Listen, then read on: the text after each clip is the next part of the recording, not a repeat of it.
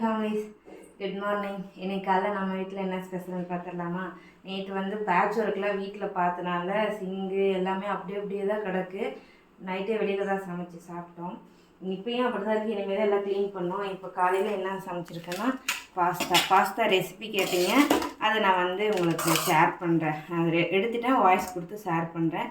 இது ரக்ஸுக்கு வந்து நிருவுக்கு வந்து ஸ்கூலுக்கு 2 டப்பாவுக்கு. இது ரக்ஷோட ஃப்ரெண்டுக்கு வந்து லெமன் ரைஸும் பொட்டேட்டோ ஃப்ரீ, அதாவது ஃப்ரீ சாரி உருளைக்கிழங்கு வறுவல். மன்னிச்சிருங்க, நான் ஃப்ரை சொல்கிறதுக்கு பதிலாக ஃப்ரீ சொல்லிட்டேன்.